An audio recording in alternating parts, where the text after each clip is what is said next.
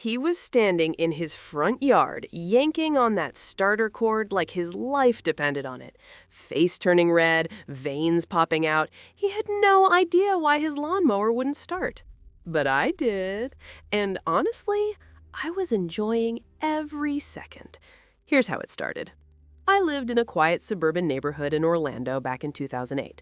Decent houses, manicured lawns, the whole 9 yards. I'm a pretty easygoing guy. I keep to myself, mow my lawn on Saturdays, the usual. But something started to bug me.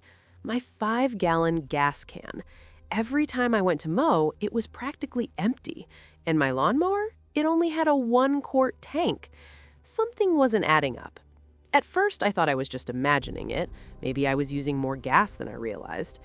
But then, one Saturday, I filled the can to the brim. Brand new 5-gallon jug.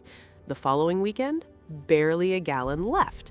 That's when I knew someone was messing with me. My neighbor, let's call him Dave, was a piece of work. Always had that smug look on his face like he was better than everyone else. He always wore those crisp white polo shirts, even when he was doing yard work. He would nod at me in a dismissive way, always made sure to tell me about his latest golf score or his wife's new Lexus. "Oh, you still driving that old thing?" he'd say with that little smirk. What Dave didn't know was that I was about to make his life a living hell. Back then, security cameras weren't as cheap or easy to set up as they are now, so I had to get creative. I dug out my old laptop, the one with the built-in webcam, downloaded some motion detection software, aimed it out the back window right at my gas can. I set it to record any movement, day or night. I left the house, then came back 5 minutes later and checked the footage. And there he was, Dave, bold as brass, waltzing into my backyard, grabbing my gas can and heading back to his house, all on camera. I watched the recording again and again. That smug look of his made my blood boil. What made it worse was that I'd seen him filling up his mower and his beat-up old sedan with my gas. He was stealing from me right under my nose. The next week, I came up with a plan.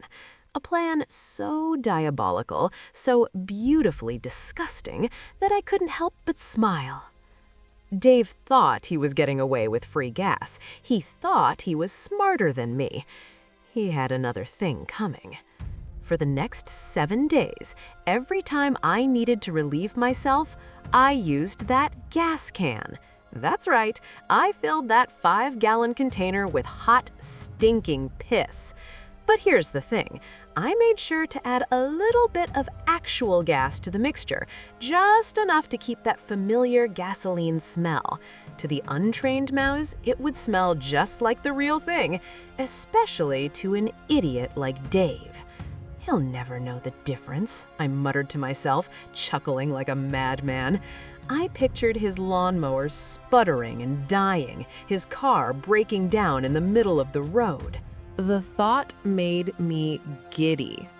Then I left the can right where he found it before, on the back patio. I even made a show of checking the fluids in my car, packing a few bags, making sure Dave saw me. I wanted him to think I was going on a long trip. "Going somewhere?" he asked, leaning over the fence with that irritating grin. "Yeah, heading down to Miami for a week," I replied, trying to sound casual. "Have fun," he said, his eyes already darting towards the gas can. He was practically drooling at the prospect of free fuel. I left the house, drove around the block, and parked a few streets over. Then I walked back. I wanted to see this play out in real time. About an hour later, I came back home. Car trouble, I told myself with a wink. And there he was, Dave in his front yard pulling the rope on his lawnmower, over and over. The engine wouldn't even sputter. He was turning bright red, cursing under his breath. He looked like he was about to have a stroke. I could barely contain my laughter. "What's wrong, Dave?" I wanted to shout. "Having a little trouble?" He finally gave up on the lawnmower and stomped over to his car. He hopped in, started the engine, and drove off.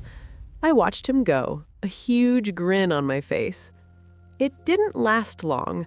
Maybe 2 blocks up the road, I saw his brake lights come on. His car started sputtering, coughing, and then nothing. Dead in the middle of the street. I walked over to my patio. The gas can was empty. My revenge was complete.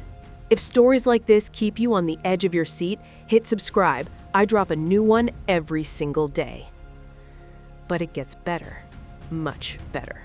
You see, Dave wasn't just a garden variety gas thief. He was a whole other level of scumbag.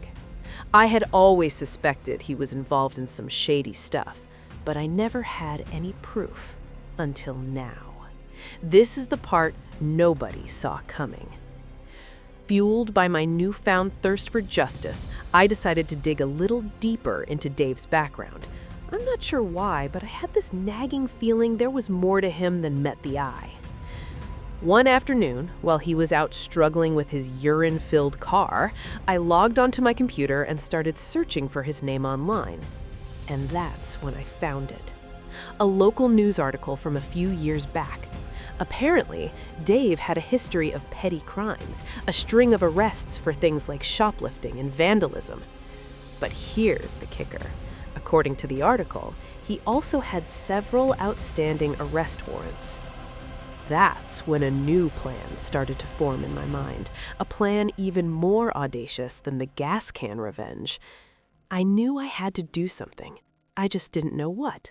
Until a friend told me about the sheriff's ride-along program. People could apply to ride along with the sheriff deputies for a day and see how they work. So I applied. Using Dave's name. I filled out the application with all of Dave's information, his name, address, date of birth, everything. I even forged his signature. Then I submitted it online and waited and waited. A few weeks later, I got a call. It was the sheriff's department. "Mr. Dave," the officer said, "we're calling to confirm your participation in the ride-along program next week." I did my best Dave impression, a slightly deeper voice, a hint of arrogance. "Yes, that's correct," I said. "I'm looking forward to it." On the appointed day, I watched from my window as a sheriff's car pulled up to Dave's house. 2 deputies got out and knocked on his door. Dave answered, looking confused. The deputies spoke to him for a few minutes, then placed him in handcuffs. I almost felt bad. Almost. As they led him to the patrol car, Dave turned and looked in my direction. His eyes widened in disbelief. He knew. He knew it was me. He opened his mouth to say something, but the deputies quickly ushered him into the vehicle and drove away. I never saw Dave again after that. He moved out of the neighborhood a few weeks later. I heard through the grapevine that he had to serve some time in jail for the outstanding warrants, as well as the forged application. His wife left him too. Apparently, she was tired of his antics. As for me, I went back to mowing my lawn on Saturdays, but every time I filled up my gas can, I couldn't help but smile. Sometimes I wonder if I went too far. Maybe the piss-filled gas can was enough. Maybe I should have left it at that. Then I remember that smug look on his face. I think about him stealing my gas, thinking he was getting away with it, and I realize that he got exactly what he deserved. Do you think applying for the sheriff's ride-along program in his name was crossing a line, or was it exactly what he deserved? I genuinely want to know. Tomorrow, I'm telling you about the woman who destroyed a $2 million company using nothing but a burner phone and a fake LinkedIn profile.